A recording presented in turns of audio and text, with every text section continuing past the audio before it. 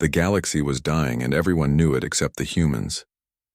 Hyunwoo Park stood at the tall windows of the Galactic Council building, watching ships burn in the distance. Another battle. Another defeat. Another 1,000 lives lost to a war that seemed to have no end.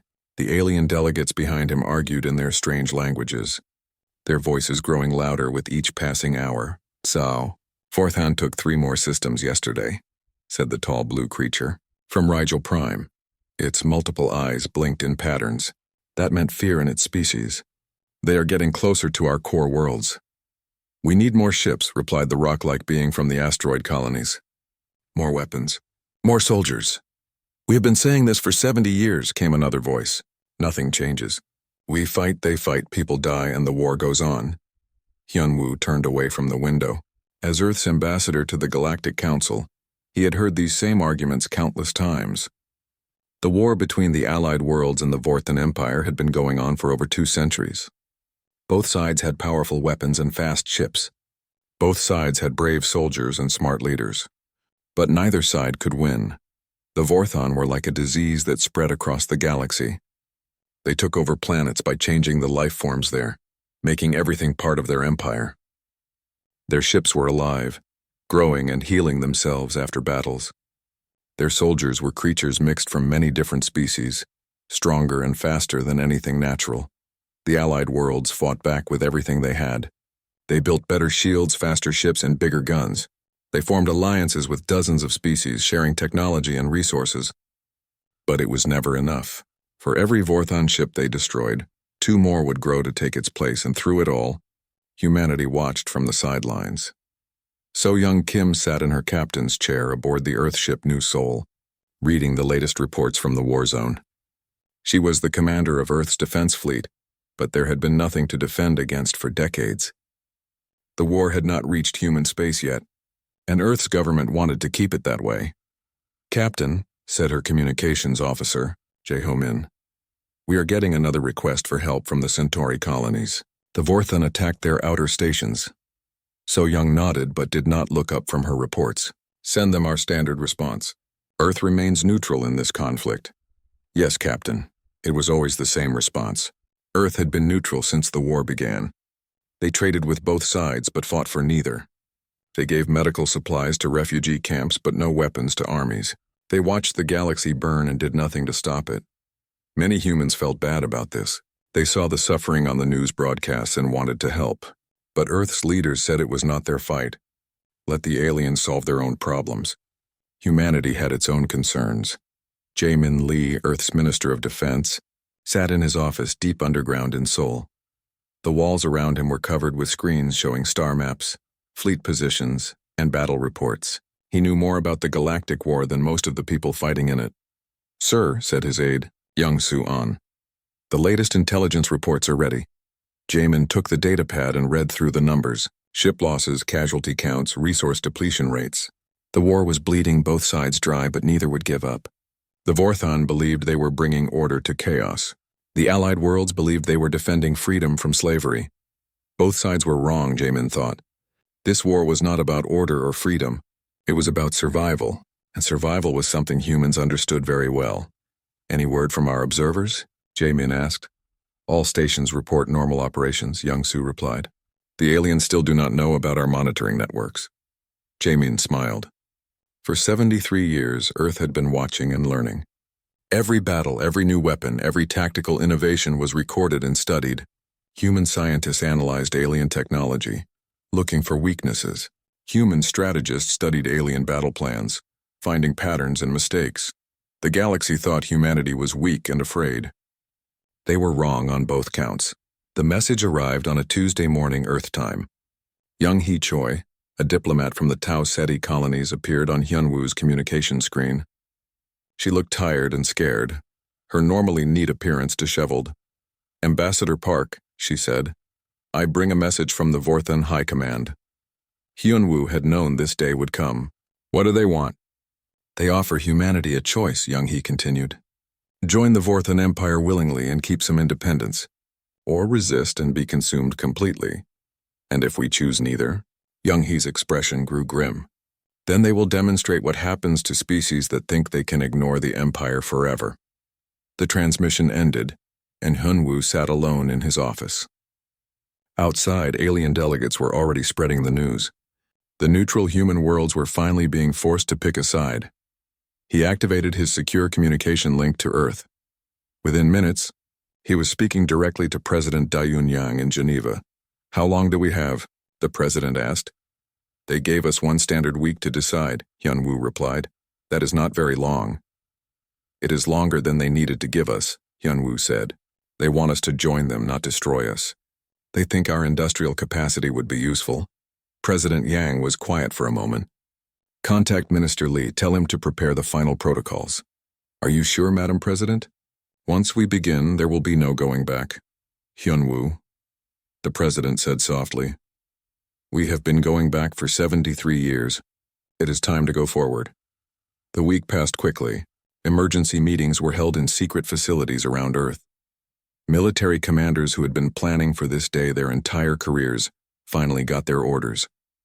Scientists who had been working on theoretical projects suddenly found unlimited resources. Dong-Hyun Kang, Admiral of the Earth Defense Fleet, walked through the hidden shipyards on the far side of the moon. For decades, these facilities had been disguised as mining operations. In reality, they were building something the galaxy had never seen before. "Status report," he said to his chief engineer, Yoon Ji-nam. "All ships are ready, Admiral," she replied. "The quantum drives are charged, the dimensional weapons are armed, and the crews are briefed." "How many ships total?" 312, sir. "Plus support vessels," Admiral Kang nodded. To the aliens, it would seem like a tiny force. The Vorthan had over 10,000 ships in their fleet. The Allied worlds had nearly as many. But numbers did not tell the whole story. "And the ground forces?" "Ready for deployment," Yoonji said. "General Shin has her Marines prepared for simultaneous operations across 47 star systems." 47, the Admiral repeated. "In my grandfather's time, human armies could barely fight on one continent at a time." "Your grandfather did not have quantum entanglement technology," Yoonji pointed out. On the last day of the week, Hyunwoo stood before the Galactic Council one final time as Earth's neutral ambassador. The alien delegates waited to hear humanity's decision. Would they join the Vorthan Empire? Would they ally with the desperate Allied worlds? Or would they try to remain neutral while the war came to their doorstep? Hyunwoo looked out at the sea of alien faces. Some were curious, some were hopeful, many were afraid.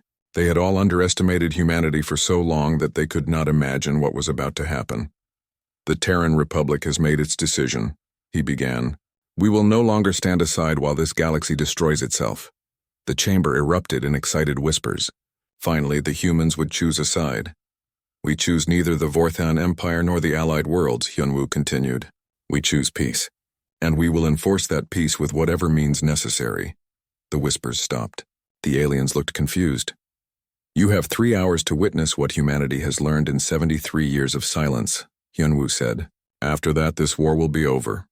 He closed his communication link and walked out of the chamber, leaving behind a galaxy that was about to discover what sleeping giants could do when they finally decided to wake up. 3 minutes after Hyunwoo left the Galactic Council chambers, everything changed. Admiral Dong-Hyun Kang stood on the bridge of his flagship, Sol Eternal, watching as Earth's military finally revealed itself to the galaxy. Around him, officers worked at stations that looked nothing like the primitive technology the aliens expected from humanity. "Activate all hidden protocols," he commanded. Captain Yoon Ji-nam, now promoted to lead the assault fleet, smiled as her console came alive with options that had been locked away for decades. "All stealth barriers are down, Admiral. The shipyards are visible." Across the solar system, massive structures began to appear as if by magic. What the aliens had thought were asteroid mining facilities were actually the largest military shipyards in galactic history. Ships that had been hidden in dimensional pockets materialized in formation, their hulls gleaming with technology that should not have existed. The Vorthan scouts who had been watching human space for signs of military buildup suddenly found themselves looking at a fleet that dwarfed anything they had seen before, not in numbers but in the sheer impossibility of what they were seeing. "Sir," reported Communications Officer Taeho Park, "we are receiving confused transmissions from Vorthan observation posts. They want to know where our ships came from." Tell them we built them while they were watching, Admiral Kang replied. Sometimes the best hiding place is in plain sight. The secret was not magic, though it might as well have been to the aliens watching. Humanity had mastered dimensional folding technology 30 years ago. Their ships had always been there, just folded into spaces that existed between normal dimensions. The shipyards had been building in accelerated time pockets, where years of construction could happen in days of normal time. Dr. Han Sol-yoon supervised the final preparations from the research station Sejong, hidden inside what appeared to be a small moon of Jupiter. His team had been working on weapons that violated everything the galaxy thought it knew about physics. Quantum disruptor status? He asked his assistant, Mi-young-shin. All units are charged and ready, she replied. The targeting computers have calculated probability streams for the next 6 hours of combat. Dr. Yoon nodded. While the aliens had spent centuries perfecting energy weapons and plasma cannons, humanity had taken a different path. Instead of building bigger guns, they had learned to attack the fundamental forces that held matter together. Their weapons did not break through enemy armor. They convinced the armor that it had never existed in the first place. What about the dimensional drives? Ready for full deployment, Mi-young said. Our ships can exist in up to 12 different dimensional phases simultaneously. This was humanity's greatest advantage. While alien fleets could only fight in the 3 dimensions of normal space, human ships could attack from directions that literally did not exist in regular physics. An enemy could point their weapons at a human ship and find they were shooting at empty space.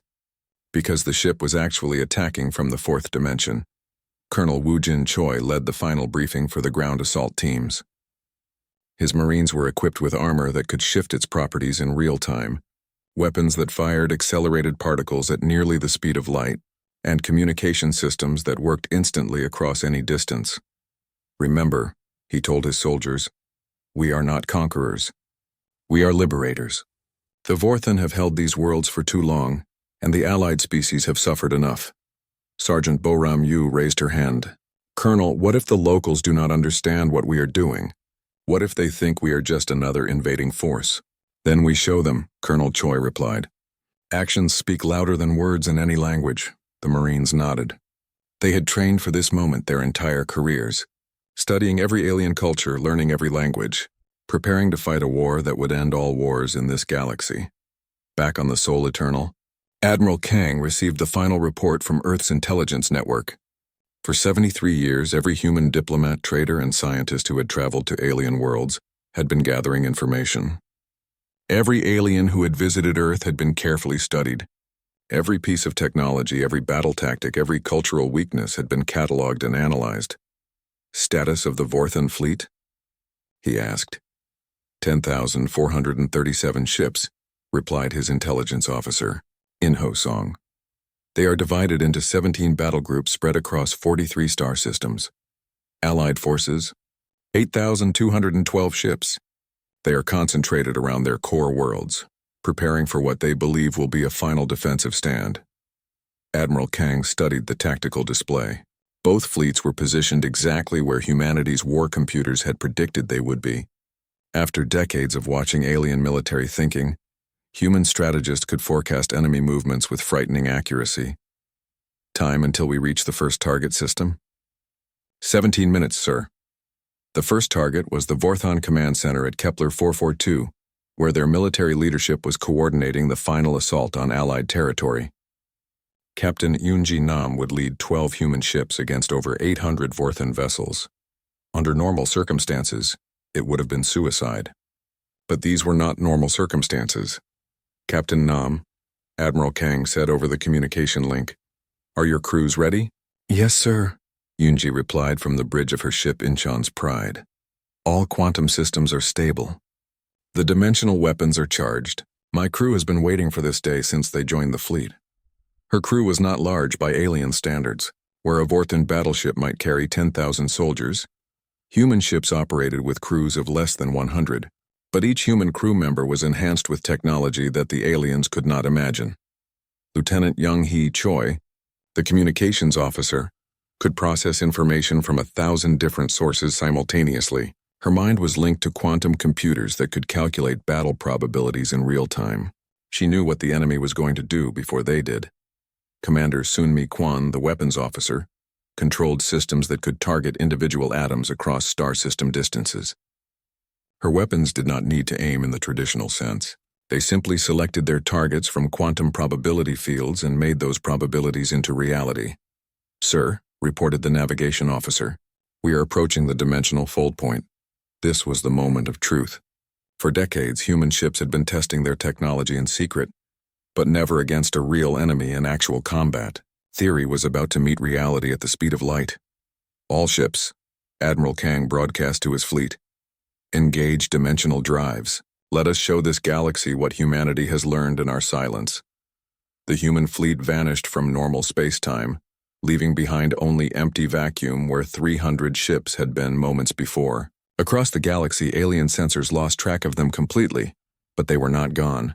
They were everywhere and nowhere, existing in the spaces between dimensions, traveling through routes that had no names because no other species had ever found them. The Vorton High Command received reports of the human fleet's disappearance with confusion and then amusement. The primitive humans had finally decided to join the war, had built a small fleet and then had promptly lost it to some kind of engine malfunction. They had no idea that humanity was about to teach the galaxy a lesson about the difference between watching a war and ending one. In the quantum spaces between dimensions, Admiral Kang stood on his bridge and watched the tactical display show every enemy position in real time. His ships could see everything while remaining completely invisible. "All units report ready for dimensional emergence," Captain Nam reported. "Very well," Admiral Kang said. "Humanity has been patient for 73 years. Let us see how much we can accomplish in 3 hours." He opened a communication channel to every human ship in the fleet. "This is Admiral Kang to all units. Operation Galaxy's Dawn is now active. Show them what we have learned." The human fleet began to emerge from dimensional space at 47 different locations simultaneously, appearing in the heart of enemy formations like ghosts materializing from nightmares. The 3-hour war was about to begin.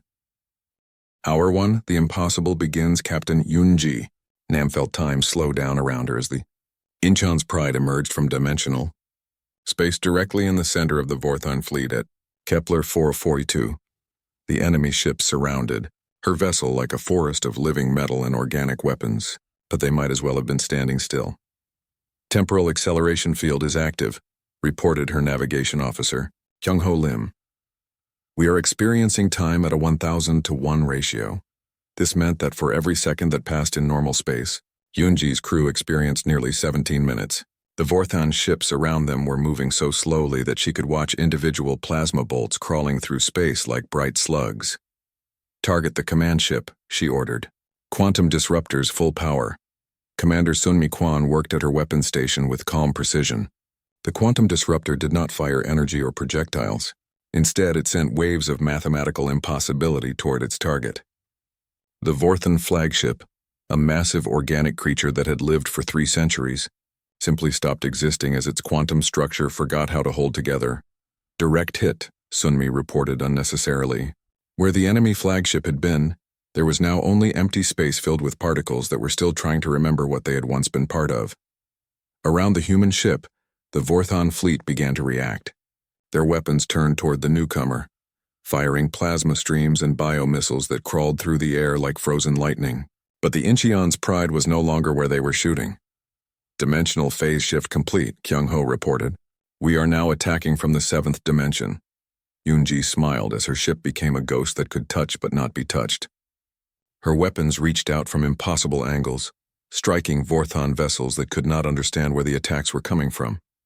Ships that had survived hundreds of battles dissolved like sugar in rain, as quantum disruptors convinced their matter to simply give up the pretense of existence. Across the galaxy, similar scenes played out in 46 other star systems. Human ships appeared from nowhere, struck with weapons that should not work and vanished before return fire could find them. At Wolf 359, Commander Taeho Park led the assault on a Vorthon supply depot. His ship, the Busan Runner, materialized inside the enemy station's shields and began deploying Marines who walked through solid walls as if they were made of air. Sergeant Boram Yu led her squad through the station's corridors, her quantum-enhanced armor allowing her to exist in multiple dimensional phases simultaneously. Vorthan defenders fired at her with bioweapons that had never failed to kill before, but their shots passed through empty space while she struck back from angles that their three-dimensional minds could not comprehend. "Secure the command center," she ordered her team. "Remember, we want prisoners, not corpses." Her Marines used weapons that fired possibility itself. Instead of bullets or energy, they shot quantum states that convinced their targets to become unconscious or paralyzed. The Vorthan soldiers found themselves defeated by guns that fired mathematics. Hour 2. The Empire crumbles Admiral. Dong-Hyun Kang watched the tactical display from his command center, observing 47 simultaneous battles across the galaxy. Human forces were winning everywhere, not through superior numbers or firepower, but through superior understanding of how reality actually worked. "Status report from all task forces," he requested. "Kepler 442 system secured," came Captain Nam's voice. "Vorthan fleet eliminated. No human casualties." "Wolf 359 depot captured," reported Commander Park. "Supply lines to 17 Vorthan sectors have been cut." Similar reports came in from every battle zone. Human forces were not just winning, they were rewriting the rules of warfare itself. Lieutenant Young-hee Choi, monitoring communications from the Seoul Eternal, intercepted panic transmissions from across the Vorthan Empire. Their military commanders were trying to understand how a small human fleet could be attacking dozens of locations simultaneously, striking with weapons that made no sense and disappearing before counterattacks could be launched. "Admiral," she reported, "the Vorthan High Command is attempting to recall all forces to their core worlds." "Let them try," Admiral Kang replied. "Show them the results of our probability calculations." Dr. Han Sol-yoon had spent 30 years developing humanity's greatest strategic advantage. While aliens planned their moves based on what was happening now, human quantum computers calculated what would happen next. They had mapped every possible decision the Vorthan could make and prepared responses for all of them. When the Vorthan fleet tried to retreat to the Tau Ceti system, human ships were already waiting for them. When they attempted to regroup at their fortress world of Kepler 186, they found human Marines had taken control of the planetary defenses 6 minutes before the fleet arrived. Colonel Wu Jin, Choi stood in the throne room of the Vorthan Emperor's palace on their capital world, surrounded by alien guards who had surrendered without firing a shot. The quantum inhibitor fields his team had deployed made it impossible for the Vorthan biotechnology to function. "Your Majesty," he said to the massive creature that ruled over half the galaxy, "I bring terms of surrender from the Terran Republic." The Vorthan Emperor, who had never known defeat in 3 centuries of conquest, stared at the small human with confusion and growing terror. "How is this possible? Your species was weak. You had no military power." "You were mistaken on both counts," Colonel Choi replied politely. "We were prepared. There is a difference." Hour 3. The new reality as the final hour began, the last Vorthan resistance collapsed completely. Their living ships, cut off from the biotechnology that sustained them, began to die. Their planetary defenses, overwhelmed by weapons that attacked from impossible directions, fell silent one by one. Captain Eunji Nam, now commanding a task force of 12 human ships, approached the final Vorthan stronghold at Proxima Centauri. The enemy had gathered their remaining forces here, over 1,000 ships in a desperate last-stand formation. "They are requesting negotiations," reported her communications officer. "Tell them to surrender unconditionally," Yoonji replied. "The war is over." The Vorthan fleet commander's image appeared on her screen. The alien's multiple eyes showed fear and disbelief in equal measure. "We do not understand," the creature said. "Your weapons, your tactics, your technology. None of this should be possible." "You studied our history," Onji told him, "but you learned the wrong lessons. You saw that humans fight each other and assumed we were weak. You should have asked why we stopped. The truth was simple. Humanity had not stopped fighting because they became peaceful. They had stopped fighting because they became so good at war that it frightened them. The weapons they developed could destroy planets, stars, entire solar systems. The tactics they created could end civilizations in hours. So they had agreed to turn their weapons outward, to use their gift for destruction to protect rather than conquer. They became the galaxy's guardians, even when the galaxy did not know it needed guarding. "We surrender," the Vorthan commander said quietly. Across the galaxy, similar surrenders were taking place, an empire that had taken centuries to build. collapsed in 3 hours because it faced an enemy that had spent 73 years learning exactly how to destroy it. Admiral Kang opened a communication channel to every inhabited world in the galaxy. His message would be heard by trillions of beings across thousands of species. "This is Admiral Dong Hyun Kang of the Terran Republic Defense Fleet," he began. "The war between the Vorthon Empire and the Allied worlds is now over. The Vorthon have surrendered unconditionally." He paused to let that information settle in. On worlds that had known nothing but war for generations, beings who had never imagined peace began to understand that their nightmare was ending. Effective immediately, all Vorthon military forces will stand down. All occupied worlds will be liberated. All prisoners of war will be released and returned to their homes. On the bridge of the Soul Eternal, his officers worked to coordinate the largest humanitarian operation in galactic history. Human ships were already moving to provide medical aid, food supplies, and reconstruction equipment to worlds devastated by 2 centuries of war. "The Terran Republic will oversee the transition to peace," Admiral Kang continued. "We did not fight this war to conquer, but to liberate. Our goal is not to rule the galaxy, but to ensure that such wars never happen again." He closed the channel and looked around at his crew. They had done something unprecedented in galactic history. They had ended a war not by winning it, but by making it impossible to continue. Lieutenant Young Hee Choi was monitoring reactions from across the galaxy. Some species were celebrating. Others were trying to understand what had just happened. A few were already wondering if humanity would become the next galactic empire. "Admiral," she reported, "we are receiving thousands of messages. Gratitude, confusion, requests for aid, demands for explanations." "Respond to all of them with the same message," Admiral Kang said. "The war is over. Peace begins now." Outside the bridge windows, he could see human ships moving to every corner of the galaxy, carrying supplies instead of weapons, medics instead of soldiers, hope instead of fear. 3 hours ago, the galaxy had been trapped in an endless cycle of violence. Now it was free to discover what it could become when the strongest power in the universe chose. The silence was the strangest part. For the first time in over 2 centuries, the galaxy was quiet. No emergency broadcasts, no reports of battles, no desperate calls for reinforcements. The background noise of war that had hummed through every communication channel for generations had simply stopped. Fleet Admiral Sun Mi Kwan stood on the observation deck of the orbital station above Earth, watching the returning human fleet. Ships that had left as humanity's secret weapon were coming home as the galaxy's new protectors, but she could see the weight of that responsibility in every captain's face on her communication screens. "Status report from all task force commanders," she requested. Captain Yunji. Nam appeared on the screen first, her uniform still crisp despite having commanded 12 hours of continuous operations across 47 star systems. "All Vorthon military installations have been secured, Admiral.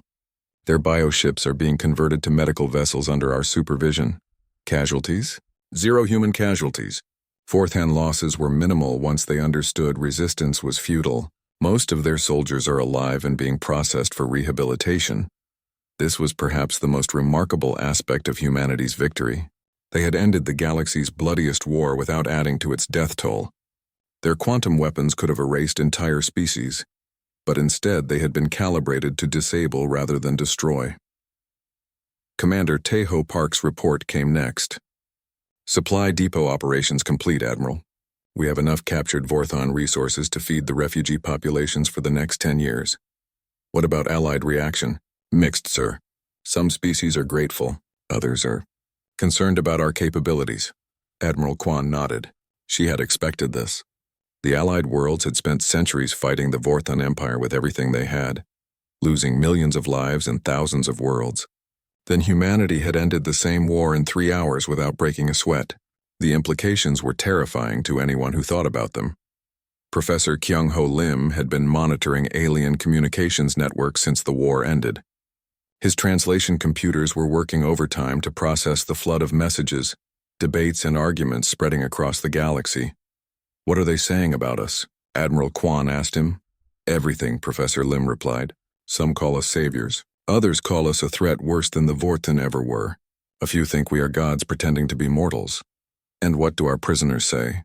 Dr. Han Sol-yoon had been interviewing captured Vorthon commanders, trying to understand their perspective on humanity's sudden intervention. What he had learned was both fascinating and disturbing. "They are confused more than anything else," he reported. "The Vorthon spent decades studying human behavior, and everything they learned told them we were a minor species with limited technology and no military ambition." They were not entirely wrong, Admiral Kwan pointed out. No, but they missed the crucial detail.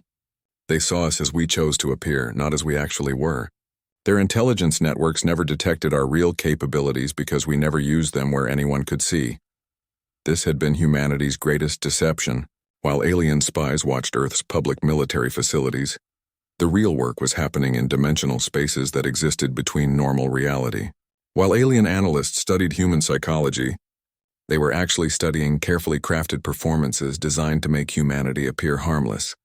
Young Hee Choi, now promoted to Director of Alien Relations, was dealing with a flood of requests from species across the galaxy. Everyone wanted to know the same things. How had humanity hidden such advanced technology? Why had they stayed neutral for so long? And most importantly, what did they want now? "The Rigel Parliament is requesting a formal meeting," she reported to Admiral Kwan. "They want to discuss humanity's role in the new galactic order." "What new galactic order?" Admiral Kwan asked. "We ended a war, not conquered the galaxy. Try explaining that to species who have never seen power used for anything except domination," Young Hee replied. "They cannot understand why we stopped fighting after 3 hours instead of taking control of everything. The truth was that humanity could have conquered the galaxy as easily as they had ended the war. Their technology was so far advanced beyond anything else in known space that resistance would have been meaningless, but conquest had never been the plan." Colonel Wu Jin Choi was experiencing this confusion firsthand on the former Vorthon capital world. The alien population was waiting for the new human masters to impose their will, to demand tribute, to begin the cycle of oppression that had defined galactic politics for millennia. Instead, human administrators were distributing food, providing medical care, and asking the locals what kind of government they wanted to establish for themselves. "They keep asking when we are going to start acting like conquerors," Colonel Choi reported to Earth. "I keep telling them we are not conquerors, but they do not understand what else we could be." Sergeant Bo-Ram Yu was leading reconstruction efforts on a dozen worlds that had been devastated by the war. Her engineering teams were using the same quantum technology that had won the war to rebuild cities, restore ecosystems, and heal the scars left by centuries of conflict. "The locals are calling our construction equipment magic," she reported. "Yesterday we rebuilt their capital city in 6 hours. Today we are going to restore their dead ocean." The quantum manipulation technology that made human weapons so effective could also manipulate matter for peaceful purposes. Destroyed buildings could be convinced to rebuild themselves. Poisoned atmospheres could be taught to become clean again. Dead worlds could be reminded of what they had been like when they were alive. But perhaps the most difficult challenge was not technological, but psychological. The galaxy had lived with war for so long that many species did not know how to live without it. Ambassador Hyun-Woo Park was seeing this firsthand in his meetings with former Allied leaders. They kept asking when humanity would assign them new enemies to fight, new battles to prepare for, new threats to defend against. "There are no new enemies," he told them repeatedly. "The war is over. But what do we do now?" They would ask. "Whatever you want," he would reply. "Build, explore, create, learn. The choice is yours." This concept of choice was almost alien to species that had spent generations with every decision dictated by military necessity. What did you do with resources when you did not need them for weapons? What did you do with young people when you did not need them for soldiers? What did you do with technology when you did not need it for war? Dr. Mi Young-shin was working with teams of alien scientists, sharing human knowledge and learning about their discoveries. The exchange was revealing just how much the war had held back galactic civilization. "They had the theoretical knowledge for quantum computing a century ago," she reported. "But they never developed it because all their resources went to weapons research. What about now? Now they want to learn everything at once. Physics, medicine, engineering, mathematics. It is like watching children discover the universe for the first time." This was humanity's gift to the galaxy. Not just peace, but the freedom to pursue knowledge for its own sake, rather than as a tool for survival. President Da Yun Yang addressed the reformed Galactic Council 6 months after the war's end. The chamber was different now.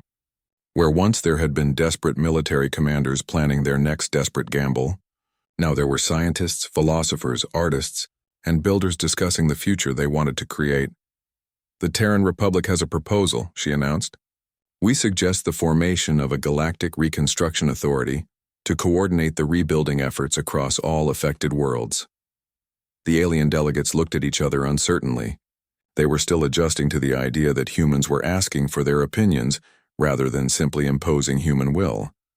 Who would control this authority? Asked the representative from Tau Ceti. You would, President Yang replied. Each species would have representatives based on their population and resources. Humanity would provide technical assistance and resources, but the decisions would be yours to make. And if we make decisions you disagree with? Then you make those decisions anyway, the president said simply. Freedom means the right to make mistakes as well as the right to succeed. This was the hardest lesson for the galaxy to learn. Power that asked nothing in return. Strength that chose restraint. Victory that led to liberation rather than domination. But slowly, carefully, the galaxy began to believe that maybe, just maybe, the humans meant what they said. Maybe the war really was over. Maybe the future really could be different. Maybe peace was not just the absence of war, but the presence of hope. The 3-hour war had ended the galaxy's longest nightmare. Now came the harder task of teaching an entire galaxy how to dream again. 10 years had passed since the 3-hour war, and the galaxy was finally learning to breathe again. Captain Yun Jinam, now Admiral of the Peacekeeping Fleet, stood on the bridge of her new flagship, the Harmony's Dawn. Through the observation windows, she could see the rebuilt city of New Kepler floating in space like a jewel made of light and hope. Where once there had been a Vorthon military base designed for conquest, now there was a center of learning where dozens of species came to study, trade, and simply live together in peace. Admiral, reported her communications officer, Lieutenant J. Ho Min, we are receiving the daily status reports from across the galaxy. Any conflicts? She asked, though she already knew the answer. 3 trade disputes, 2 territorial disagreements over mining rights, and 1 diplomatic incident involving a misunderstood marriage proposal between species with very different mating customs. Admiral Nam smiled. These were the kinds of problems she preferred to handle. After years of preventing wars, dealing with confused aliens who had accidentally proposed marriage to each other seemed almost refreshing. The peacekeeping fleet had evolved from a military force into something entirely new. Human ships still carried the quantum weapons that had ended the war, but they were rarely needed. Most conflicts could be resolved with negotiation, mediation, and occasionally a demonstration of why fighting was not a good idea. Set course for the Vega system, she ordered. Let us go resolve a mining dispute. On Earth, President Da Yun Yang was meeting with the Galactic Reconstruction Authority's annual council. The massive conference room in Geneva was filled with representatives from over 300 species, all working together to coordinate the greatest rebuilding project in known history. Status report on the Core Worlds Restoration Project? She asked. Minister In-Ho Song, now Director of Galactic Development, consulted his quantum datapad. 47 former Vorthon military worlds have been fully converted to civilian use. We have established universities on 12 of them, research centers on 15, and mixed-use colonies on the remaining 20. What about the Vorthon themselves? Dr. Han Sol-Yoon had spent the last decade working on what might have been the most difficult project of all, helping the former Empire's citizens adapt to life without conquest. It had required completely reimagining their society from the ground up. The rehabilitation programs are exceeding expectations, he reported.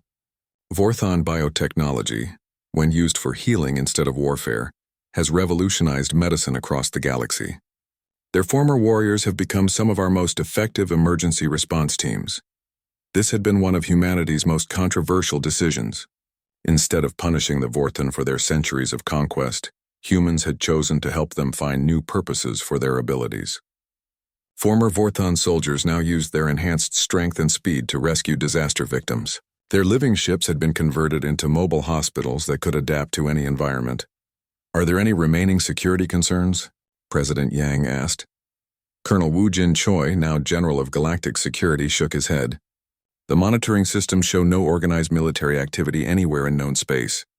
A few isolated groups still dream of returning to the old ways, but they lack the resources and support to pose any real threat. The truth was that humanity's victory had been so complete, so overwhelming that few beings even remembered how to think about large-scale warfare anymore. The weapons that had won the war were beyond the understanding of most species, and the economic prosperity that had followed made violence seem pointless. Professor Kyung-ho Lim was tracking cultural changes across the galaxy from his research station on Titan. What he was seeing was unprecedented in recorded history. An entire galactic civilization was learning to redirect its energy from destruction to creation. Art production is up 3,000%, he reported. Scientific research has increased by similar amounts. We are seeing innovations in music, literature, philosophy, and engineering that would have been impossible when everyone was focused on survival. What about population growth? Stable across all species. For the first time in centuries, beings are having children because they want to, not because they need to replace war casualties. Dr. Mi-young Shin had established the Galactic University system, with campuses on hundreds of worlds teaching everything from quantum physics to alien poetry. Her students included former Vorthon warriors learning to be doctors, allied generals studying art history, and human children who had never known a galaxy at war. The exchange programs are particularly successful, she reported. We have students from 50 different species studying together on the same campuses, learning from each other's perspectives. This was perhaps the most important long-term change.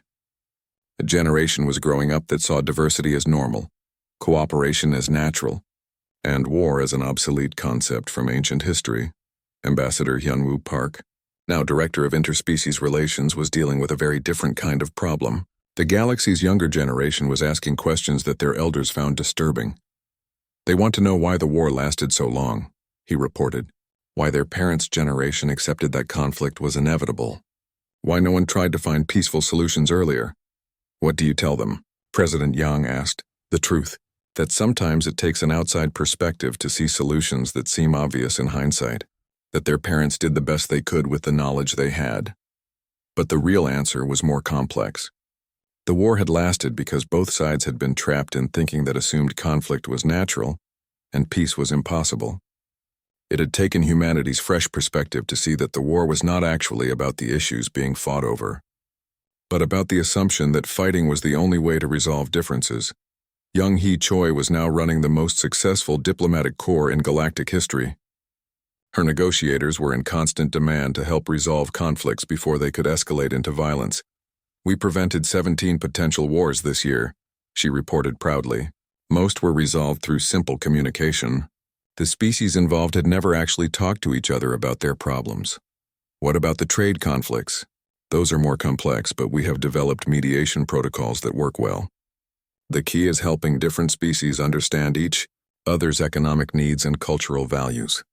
Humanity had discovered that most interspecies conflicts were based on misunderstandings rather than genuine incompatible interests. When different species actually understood each other's perspectives, mutually beneficial solutions usually became obvious. Admiral Dong-Hyun Kang, now retired but serving as an advisor to the Peacekeeping Command, was writing his memoirs about the war. He spent his days trying to explain to historians how humanity had prepared for a conflict that lasted 3 hours by spending 73 years getting ready for it. The hardest part to explain, he told his ghostwriter, is why we waited so long. People ask why we did not intervene earlier, why we let the war continue when we had the power to stop it. What is your answer? That we were not ready earlier. Not technologically, but morally. We needed to be absolutely certain that we were ending the war for the right reasons, in the right way. The truth was that humanity could have ended the war decades earlier, but they had waited until they were sure they could end it without becoming the next galactic empire. They had needed time to develop not just the weapons to win, but the wisdom to win responsibly. On the anniversary of the war's end, beings across the galaxy observed 3 hours of celebration called the Time of Gratitude. It had started as a way to remember the brevity of humanity's intervention, but had evolved into a celebration of everything the galaxy had accomplished in peace. Children who had been born after the war learned about it in school as ancient history.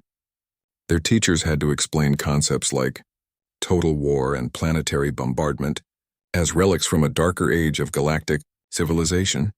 Tell us again about the time when people fought each other, a young Vorthon student asked her human teacher, Sergeant Boram Yu, who now ran a school on the rebuilt capital world. It was a time when beings believed they had to hurt others to protect themselves, Boram explained. They thought resources were so limited that they had to take from others instead of creating more for everyone. But that does not make sense, protested a student from Rigel Prime. Working together makes everyone stronger. Yes, Boram agreed, but it took the galaxy a long time to learn that lesson. The student looked puzzled. Why did it take so long? Boram smiled. Because sometimes the most important lessons are also the hardest ones to learn. President Yang stood before the Galactic Assembly for the last time as Earth's leader. She was retiring after serving longer than any president in human history, having guided her species through the transition from neutral observers to galactic guardians. When I first took office, she told the assembled representatives of hundreds of worlds, the galaxy was trapped in an endless cycle of violence. Today our children grow up in a universe where cooperation is normal and conflict is rare. The alien delegates listened respectfully. Many of them remembered the old days, when the same chamber had been filled with desperate military commanders begging for weapons and soldiers.